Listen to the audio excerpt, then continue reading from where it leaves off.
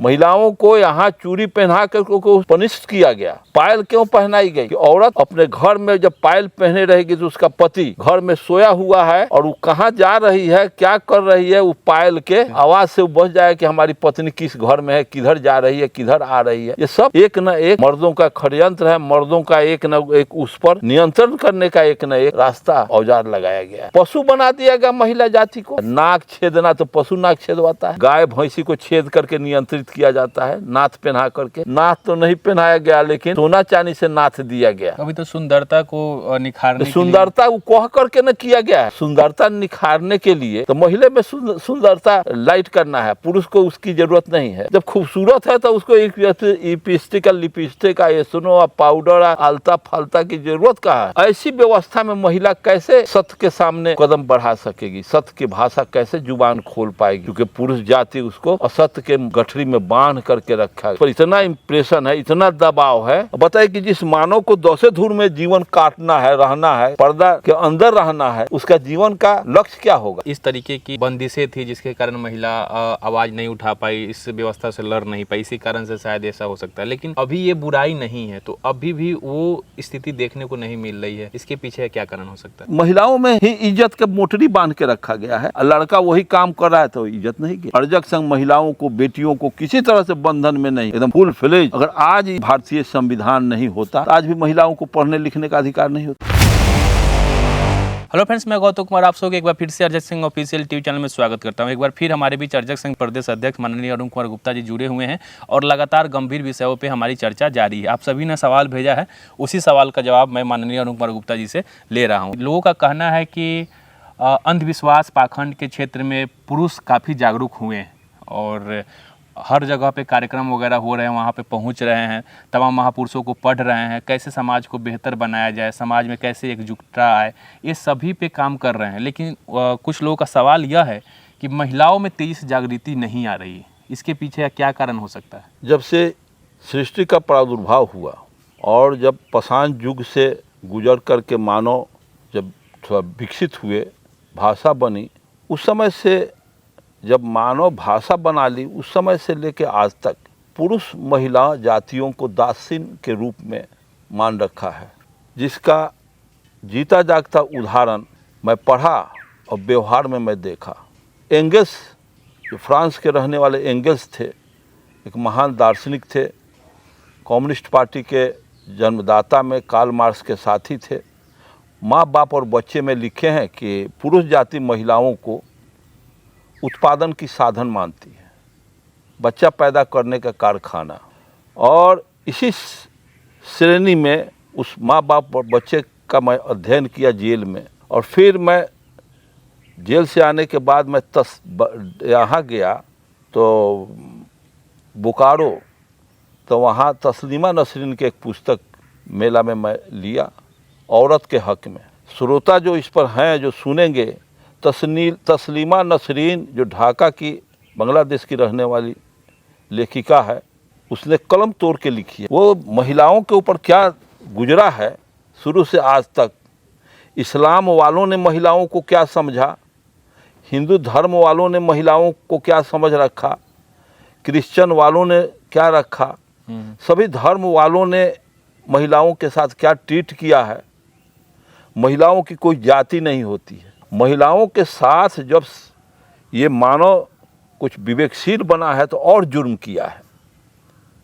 और अब Iran, Iraq, Kuwait, Syria, Libya, इन इस्लामी देशों में परंपरा रहा था कि जिंदा लड़की को दफना देना। लड़की माँ के पेट से पैदा हुई और 8वां बरस लास्ट उसका लाइफ था, 8वां बरस की लड़की को भी जिंदा दफना देना। 9वां बरस उसको पूरा करना नहीं, छूना नहीं, 8वें में उसको जिंदा दफना दो।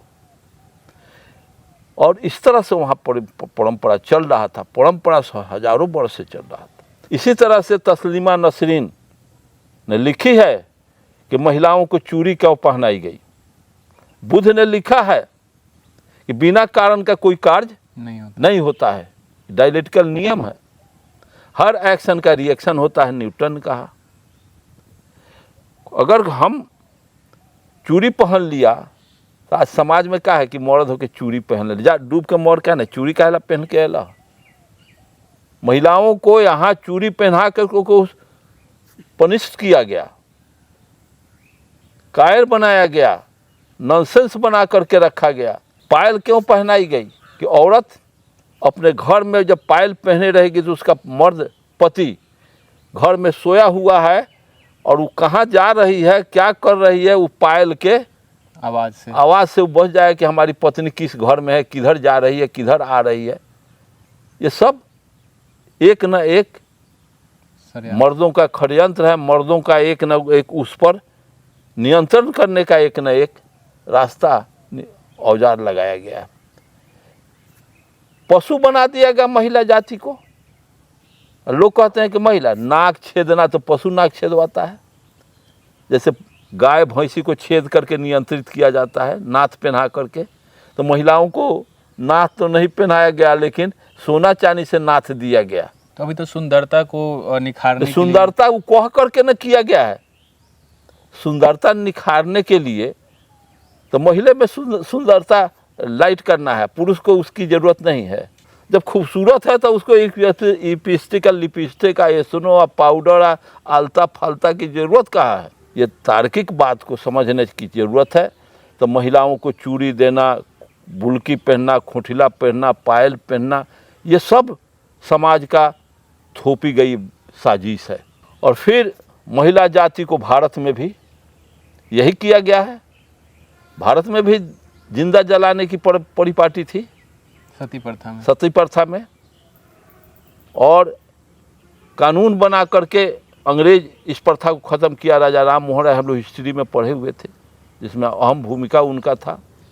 तो ये तो परंपरा भारत में आर्यों में ही थी, दलितों में, पिछड़ों में ये नहीं थी। ऐसी व्यवस्था में महिला कैसे सत्य के सामने कदम बढ़ा सकेगी, सत्य की भाषा कैसे जुबान खोल पाएगी, क्योंकि पुरुष जाति उसको असत्य के गठरी में बांध करके रखा है। उस पर इतना इम्प्रेशन है, इतना दबाव है कि 2 कट्ठा में जीवन, घर 2 कट्ठा में, 1 कट्ठा में 10 धूर में। बताइए कि जिस मानव को 10 धूर में जीवन काटना है, रहना है, पर्दा के अंदर रहना है, उसका जीवन का लक्ष्य क्या होगा? कुछ होगा नहीं। खुला आसमान जो Bombay, Calcutta, London, California, America, रूस, चीन जाएगा तब ना ब्रेन डेवलप होगा। दुनिया का लिटरेचर जानेगा, दुनिया का भ्रमण करेगा तब ना। उसको तो 10 धूर में कैद करके रख दिया गया है। अच्छा, आपने कहा कि इस तरीके की बंदिशें थी जिसके कारण महिला आवाज़ नहीं उठा पाई, इस व्यवस्था से लड़ नहीं पाई, इसी कारण से शायद ऐसा हो सकता है। लेकिन अभी ये बुराई नहीं है, तो अभी भी वो स्थिति देखने को नहीं मिल रही है। इसके पीछे क्या कारण हो सकता है? अरे महिलाएं, हम बच्चे थे उस समय समाज में किसी की बच्ची साइकिल पर चढ़ जाती थी, साइकिल सीखने के लिए चढ़ती थी, तो उसका समाज में चर्चा होता था कि देखा वो फलाना के लड़की साइकिल सीखी थी। लोग विभत्स गाली देते हैं उस परिवार के मर्दों को, महिलाओं को। फलाना की लड़की घर से चल निकल गई, फलाना जगह चल गई। उसको सामाजिक इम्प्रेशन, फलाना की लड़की उड़हड़ गई, ये सब अब एथी ना है। उसके मानसिक पटल पर को संकीर्ण बनाना है, उस पर हैम्बरिंग करना है। महिलाओं में ही इज्जत के मोटरी बांध के रखा गया है। फलाना की लड़की, इज्जत चला गया, और लड़का वही काम कर रहा है तो इज्जत नहीं गया। इतना जो इम्प्रेशन रहेगा जिसको, वो कैसे मुंह खोलेगी, कैसे सामाजिक बंधन को, कुरीति को तोड़ करके आगे बढ़ेगी। तो इस अर्जक संघ ही उसको फुल फ्लेज पावर देगा महिला जाति को। धर्मवादी लोग कभी महिलाओं को पर्दानशीन बना करके ही लोग रखेंगे। अर्जक संघ महिलाओं को, बेटियों को किसी तरह से बंधन में नहीं, एकदम फुल फ्लेज। अगर आज ये डॉक्टर अम्बेडकर, आज भारतीय संविधान नहीं होता तो आज भी महिलाओं को पढ़ने लिखने का अधिकार नहीं होता। आज हम देखे हैं, हम अपने दरवाजे पर बैठे रहते हैं, चाहे कहीं जाते हैं, सैकड़ों लड़कियां साइकिल पर चढ़ करके आपस में गपशप करती जा रही है, स्कूल पीठ पर अपना बैग रखे हुए जा रही है। यही 50 बरस 60 बरस पहले अगर करती तो समाज रिवोल्ट कर देती, सरकार को गिरा देती। ऐसी व्यवस्था अब धीरे धीरे समाज में जागरूकता अर्जक संघ जैसे संगठन देश के अंदर काम कर रही है। समाज में बहुत से भेदभाव की कमी आई है। अब इस पर ज़्यादा समाज में आड़े हाथ इसको नहीं ले रही है कि छोड़ो अब इस बात को हटाओ, जनरल चल रहा है। अच्छा, एक सवाल और हम आपसे पूछना चाहते हैं कि कैसे जागरूक करें महिलाओं को, इस पे संक्षेप में प्रकाश डालिए। वो तो महिलाओं को जागरूक, जो पदार्थवादी सोच का जहाँ वैज्ञानिक सेमिनार हो, अर्जक संघ का कहीं सेमिनार हो, कोई बेहतर कार्यक्रम हो जहाँ बड़े बड़े विद्वानों का प्रवचन होने वाला है, पदार्थवादी सोच का प्रवचन, उसमें पुरुष लोग भी अपने महिलाओं को साथ लेके जाएंगे, तब ना वो क्लियर होगी, रिफाइन होगी। उसको घर में बंदे करके पुरुष लोग अपने निकल जाते हैं। अर्जक संघ के लोग भी महिला को छोड़ के अपने दौड़े चले जाते हैं। हम लोग बार बार वहाँ मीटिंग में कहते हैं कि भाई अपने तो दौड़े चले आए, पत्नी को भी लाना चाहिए। वो आएगी तो कम से कम बच्चों पर उसका असर पड़ेगा। बच्चों को कहेगी कि रे ये सब पाखंड है, ढेला काहेला पूछता है, गोबर क्यों लाया है, गोबर देवता उता नहीं है। बच्चों को वो तालीम देगी। पुरुष तो बच्चों को उतना, बच्चे के नज़दीक तो पुरुष रहते नहीं हैं, क्योंकि माँ के गोद में बच्चे डेवलप होते हैं। माँ जो प्रथम शिक्षक होती है बच्चों के लिए, तो बच्चे पर माँ का ज़्यादा भूमिका होता है। अगर माँ अपने बच्चे को, सारी माँ अपने बच्चों को पदार्थवादी सोच देना शुरू करे, ये राम रहीम आसाराम बापू का भंडाफोड़ सारी महिलाएं करना शुरू कि बहुत बड़ा अपराधी है, बहुत बड़ा भ्रष्ट आदमी है, तब न लोग उससे घृणा करेंगे। तो ज़्यादा तो महिलाओं पर ही कह ढाया है राम रहीम आसाराम बापू। इसके बाद भी महिलाएं जाति उससे जुड़ा हुआ है। अब कितना कहा जाए इस पर। अपना भी श्रोता लोग माइंड एक्सरसाइज करें। तो साथियों, माननीय अरुण कुमार गुप्ता जी का विचार आपने सुना कि अगर कार्यक्रम वगैरह होते हैं जहाँ पे महापुरुषों के विचार के ऊपर चर्चा होना हो, अक्सर पूरे भारत में कहीं ना कहीं महापुरुषों से रिलेटेड कार्यक्रम होते रहते हैं। आप सभी जाते होंगे, कोशिश करें, संभव हो तो ज़रूर कोशिश करें कि अपने घर की महिलाओं को भी कार्यक्रम वगैरह में लेकर जाए, ताकि वो भी कुछ सीख सके, समझ सके। हम लोग तो समझ लेते हैं, हम लोग किताबें पढ़ लेते हैं, कार्यक्रम में जाके तमाम जो बुद्धिजीवी लोग आए होते हैं उनके विचारों को सुनकर अपने आप को तो जागरूक कर लेते हैं, लेकिन महिलाएं जागरूक नहीं हो पाती है, जिसका कारण है कि आज भी जितना विकास अपने बहुजन समाज का होना चाहिए था वो नहीं हो पा रहा है। तो इसी तरीके का वीडियो देखने के लिए आप सभी हमारे अर्जक संघ ऑफिशियल टीवी चैनल को सब्सक्राइब करें। मिलते हैं अगले वीडियो में, तब तक आप और अपने परिवार का ख्याल रखें। जय अर्जक।